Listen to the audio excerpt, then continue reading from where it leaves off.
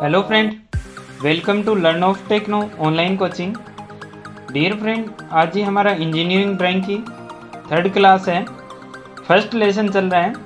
अगर आपने इससे पहले की क्लास आपने नहीं देखी है तो डिस्क्रिप्शन में लिंक दिया हुआ है, वहाँ से आप वो देख सकते हैं। पिछली क्लास में हमने इंजीनियरिंग ड्राइंग का महत्व, उसके बेसिक जानकारी के बारे में पढ़ा था। इससे पहले की जो क्लासें रही थी उसमें क्या पढ़ा था, उनकी तकनीकें वगैरह पढ़ा था, कितने टाइप की ड्राइंग होती है, कन्वेंशन साइन कितने टाइप के होते हैं।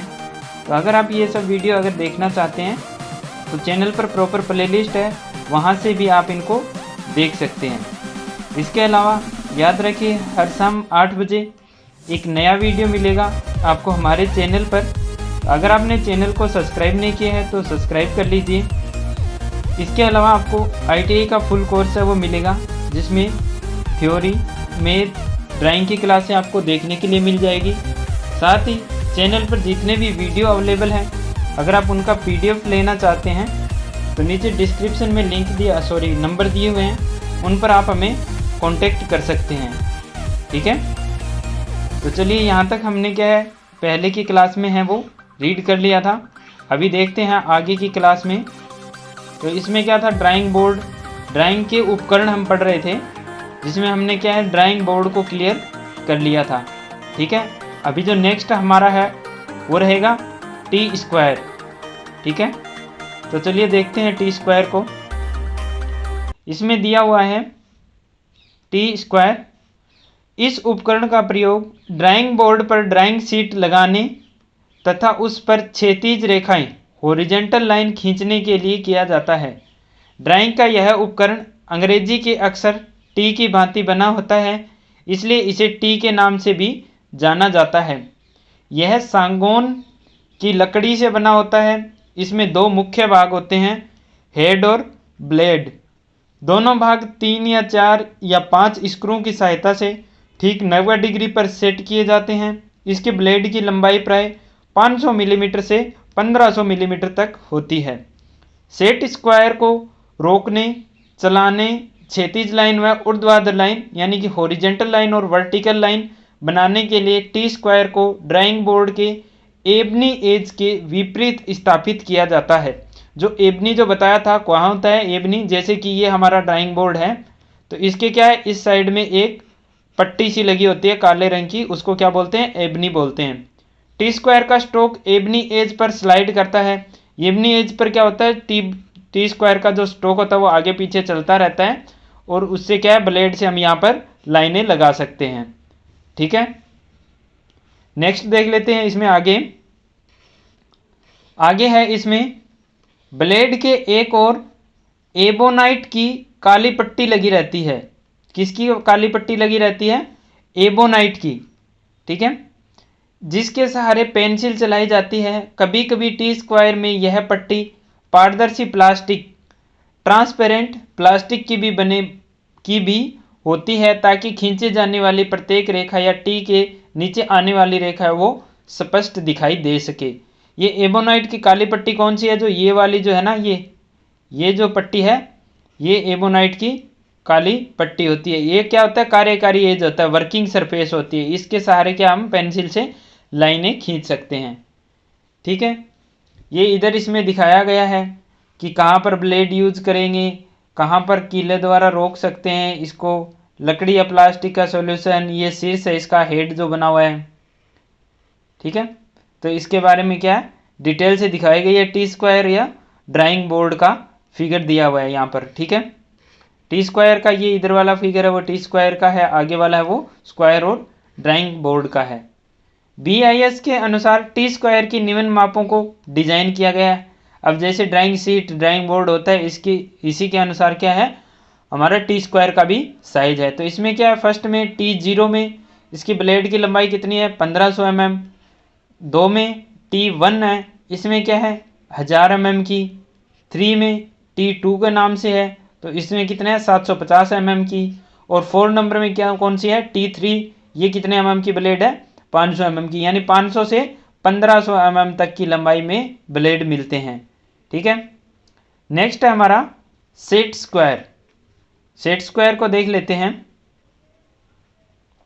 इसमें क्या दिया हुआ है सेट स्क्वायर में, IS 3161/1988 के अनुसार पारदर्शी सेल्यूलॉइड प्लास्टिक के सेट स्क्वायर का प्रयोग को प्राथमिकता दी जाती है। अब इसको प्राथमिकता क्यों दी जाती है, क्योंकि ये वो अच्छा होता है प्लास्टिक, और ये क्या होता है पारदर्शी होता है, ट्रांसपेरेंट होता है। ठीक है, इसके एक सेट में 2 सेट स्क्वायर होते हैं। एक सेट स्क्वायर का पहला कोण 30 डिग्री, दूसरा 60 डिग्री और तीसरा 90 डिग्री होता है। यानी कि एक सेट में 30, 60 और 90 डिग्री के कोण होते हैं, और इसकी लंबाई है वो 20 सेंटीमीटर होती है, यानी कि 200 मिलीमीटर तक होती है। ठीक है, जबकि दूसरे सेट स्क्वायर में दोनों कोण 45 डिग्री और तीसरा 90 डिग्री का होता है। इसकी लंबाई भी कितनी 200 mm होती है। दोनों सेट स्क्वायर के किनारे कुछ बेवल एज में होते हैं ताकि इंक से लाइनिंग करते समय कागज और सेट स्क्वायर के एज में क्लियरेंस मिल सके और स्याही फैलने न पाए। ठीक है, इसके लिए क्या किए होते हैं बेवल किए होते हैं, एजों को थोड़ा सा मोड़ा हुआ होता है। ठीक है, सेट स्क्वायर का प्रयोग करके 15 डिग्री के गुणक के कोण बनाए जा सकते हैं। यानी कि सेट स्क्वायर से हम क्या है 15, 30, 45, 60 ऐसे क्या है 15 डिग्री के गुणक में हम क्या कर सकते हैं कोण है वो बना सकते हैं। ठीक है, 15 डिग्री में। इसमें आगे देख लेते हैं कौन सा कोण कहां पर है इसमें। तो इसमें जो 2 सेट स्क्वायर हमें दिया हुआ है, एक है 45, 45, 90 का, दूसरा है 30, 60, 90 का। अब 45 डिग्री का सेट स्क्वायर, इसमें क्या है ये कोण हमारा 45 डिग्री का हो गया, ये 45 डिग्री का और ये 90 डिग्री का है। ठीक है, और 30 से 60 डिग्री में ऊपर वाला कोण 30 डिग्री का है, इधर ये 90 डिग्री का और ये 60 डिग्री का है। ठीक है, इन तीनों कोणों का जो योग होगा वो कितना होगा 180 डिग्री रहेगा। ठीक है, त्रिभुज के तीनों कोणों का योग कितना होता है 180 डिग्री होता है। इनका भी तीनों कोणों का योग कितना है 180 डिग्री रहेगा। ठीक है, चलिए आगे देख लेते हैं। आगे दिया हुआ है इसमें प्रोटेक्टर यानी कि चांदा, जिसको हम क्या बोलते हैं डी बोलते हैं। चांदा अर्धवृत्ताकार रूप में सेल्यूलाइड नामक प्लास्टिक की पारदर्शी शीट लगभग 2 मिलीमीटर मोटाई से तैयार किया जाता है। उस पर 0 से 180 डिग्री तक कोण है वो वामवर्त क्लॉकवाइज तथा एंटी क्लॉकवाइज दिशा में बने होते हैं। यानी कि दोनों साइडों में होते हैं, क्लॉकवाइज भी होंगे और एंटी क्लॉकवाइज भी मिलेंगे। ठीक है, इसकी सहायता से 0 से 180 डिग्री तक के कोण है वो सुगमतापूर्वक मापे व बनाए जा सकते हैं। यानी कि इसमें जो कोण है यहाँ से लेकर और यहाँ तक कितना है 180 डिग्री, और यहाँ से लेकर और यहाँ तक कितना है 180 डिग्री। यानी कि दोनों तरफ क्लॉकवाइज और एंटी क्लॉकवाइज है वो इस पर कोण है वो बने हुए होते हैं। ठीक है, नेक्स्ट हमारा पॉइंट है इसमें फ्रेंच कवर। ये फ्रेंच कर्व क्या है, तो फ्रेंच कर्व क्या होता है कि जैसे हमें कुछ ज़्यादा ही मोड़ पर बनाना हो या कहीं पर कनकेव या कन्वेक्स सरफेस है वो बनानी हो। ठीक है, तो ऐसी सरफेस बनाने के लिए क्या इनका प्रयोग करते हैं। ये वक्र चाप जो साधारण कंपास से नहीं बनाए जा सकते उनको फ्रेंच कर्व से की सहायता से आसानी से बनाया जा सकता है। फ्रेंच कर्व पारदर्शी सेल्यूलाइड से बना होता है। यह एक सेट रूप में 6, 12, 16 का सेट है वो उपलब्ध होता है।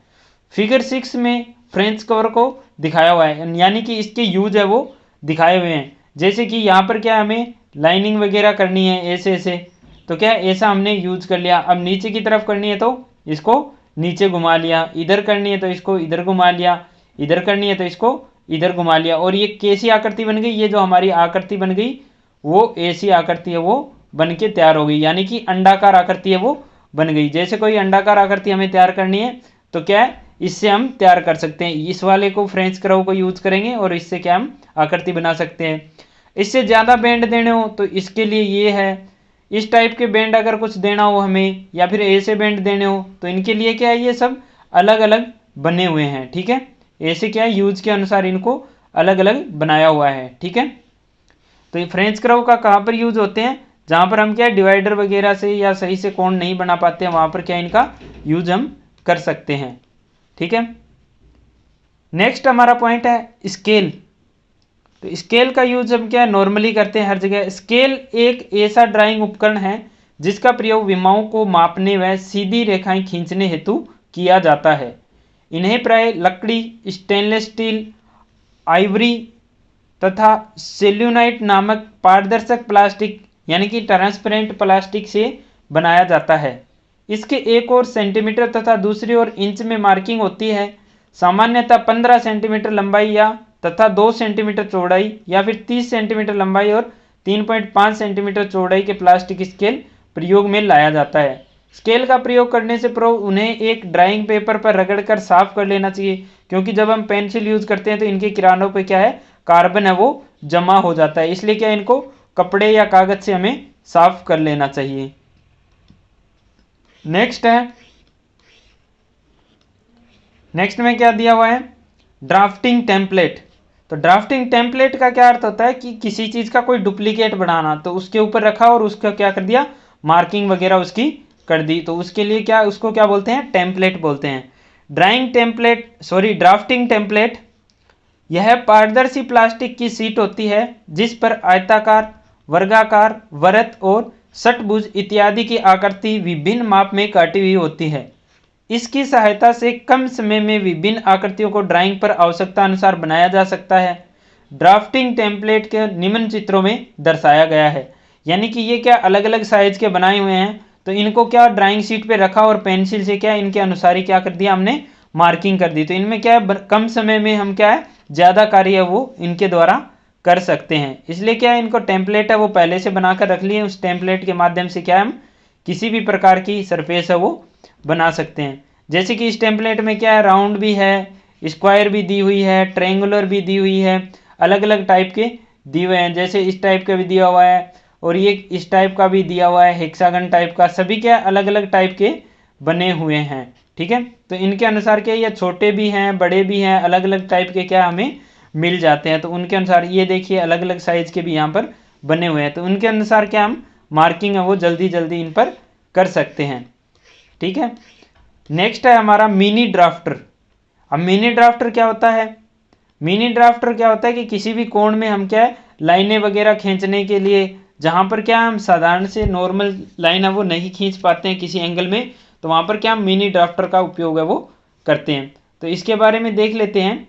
इसमें क्या दिया हुआ है मिनी ड्राफ्टर में, मिनी ड्राफ्टर एक महत्वपूर्ण उपकरण है जिसका प्रयोग जल्दी तथा यथार्थपूर्वक यानी कि क्विकली एंड एक्यूरेटली ड्राइंग बनाने के लिए किया जाता है। Mini drafter T square, set square, protractor तथा स्केल का संयुक्त रूप है।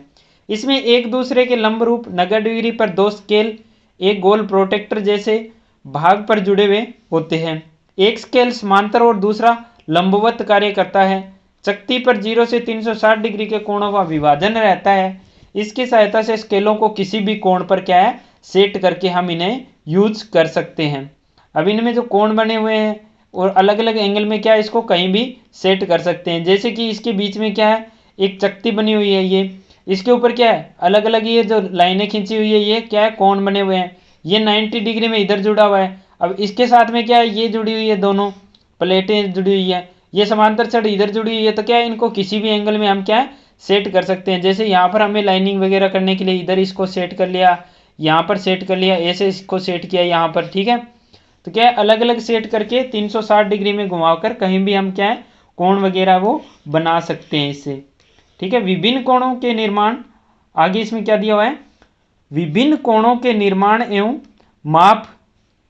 मापन हेतु मिनी ड्राफ्टर को आवश्यकता अनुसार समायोजित किया जा सकता है। मिनी ड्राफ्टर को पिवट प्लेट लॉकिंग नोब की सहायता से विभिन्न कोणों पर सेट किया जा सकता है। उपरोक्त चित्र 1.13 में मिनी ड्राफ्टर के विभिन्न कोणों को समायोजन द्वारा दर्शाया गया। जो ऊपर हमने देखे थे चित्र, उसमें क्या था कि अलग अलग कोण है वो सेट करके उसमें दिखा रखे थे। ठीक है, अब क्या इसी प्रकार क्या होता है, ड्राफ्टिंग मशीन जो होती है सेम इसकी तरह ही होती है। ठीक है, वो मिनी ड्राफ्टर उसको क्या हम मैनुअली सेट करते हैं। अभी ये ड्राफ्टिंग मशीन क्या है, यह कम से कम समय में ड्राइंग तैयार करने का सबसे उपयोगी उपकरण है। व्यावसायिक रूप से ड्राइंग बनाने वाले ड्राफ्ट्समैन प्राय इस मशीन का प्रयोग है वो करते हैं। इस मशीन में ड्राइंग बनाने संबंधी अन्य उपकरणों की व्यवस्था भी होती है। इसलिए इसके प्रयोग के साथ स्केलों व सेट स्क्वायरों को अलग से प्रबंध करने की आवश्यकता नहीं होती है। प्रोटेक्टर तथा टी स्क्वायर जैसे उपकरण भी इसमें लगे हुए होते हैं। इसकी सहायता से आड़ी, तिरछी, खड़ी, वक्र रेखाएं खींचे जाने के साथ साथ उसकी शुद्ध माप कोण भी बनाए जा सकते हैं। इस मशीन के नियंत्रण इकाई बीच में होता है, जिसे बाएं हाथ से पकड़कर नियंत्रित करते हुए दाएं हाथ से ड्राइंग बनाई जाती है। इसे बार बार सेट करने की आवश्यकता वो नहीं पड़ती है। अब जैसे बीएड कॉलेज में जो रहते हैं उन स्टूडेंट के पास है, आपने देखी होंगी कि वो क्या है, एक ऐसी मशीन सी होती है इस टाइप की जो बनी हुई होती है। यहाँ पे गोल एक चकती होती है, इधर इसमें एक ब्लेड होती है, इधर स्टोक होता है। तो वो क्या है, लाइनें वगैरह किसी भी एंगल में लगाने के काम में वो आती है। ठीक है, नेक्स्ट देख लेते हैं इसमें आगे। नेक्स्ट है इसमें ड्राइंग इंस्ट्रूमेंट बॉक्स। अब ड्राइंग इंस्ट्रूमेंट बॉक्स में क्या क्या आता है वो देख लेते हैं। इसमें इंजीनियरिंग ड्राइंग बनाते समय बहुत से उपकरणों की आवश्यकता है वो पड़ती है, इसलिए ड्राफ्ट्समैन की आवश्यकता वाले समस्त उपयोगी उपकरणों को एक इंस्ट्रूमेंट बॉक्स में व्यवस्थित किया जाता है। चित्र में क्रमवार उपकरणों में सुसज्जित एक ड्राइंग इंस्ट्रूमेंट बॉक्स है वो दिखाया गया है। यानी कि जैसे ड्राफ्ट्समैन है उसकी आवश्यकता के अनुसार या इंजीनियर की आवश्यकता के अनुसार क्या है, इसमें अलग अलग टूल है वो रख दिए जाते हैं। यानी कि एक बॉक्स है उसमें सभी प्रकार के टूल है वो रख दिए जाते हैं। तो जैसे जैसे उसको आवश्यकता पड़ती है वही टूल क्या वो निकाल कर यूज कर सकता है, जिससे क्या उसके समय है वो वेस्ट नहीं होता है, कोई भी चीज़ है वो आसानी से उसको मिल जाती है, गुम होने की आशंका वो नहीं रहती है। ठीक है, इंजीनियरिंग ड्राइंग में आरेख करते समय जिन ड्राइंग उपकरणों का प्रयोग किया जाता है उनका विवरण है वो निम्नलिखित है। अब इसके अंदर क्या क्या उपकरण होते हैं, तो इसके अंदर जो उपकरण होते हैं उसमें फर्स्ट है कंपास। कंपास क्या है, कंपास एक ऐसा उपकरण है जिसका उपयोग इंजीनियरिंग ड्राइंग में वृत्त व चाप बनाने हेतु किया जाता है।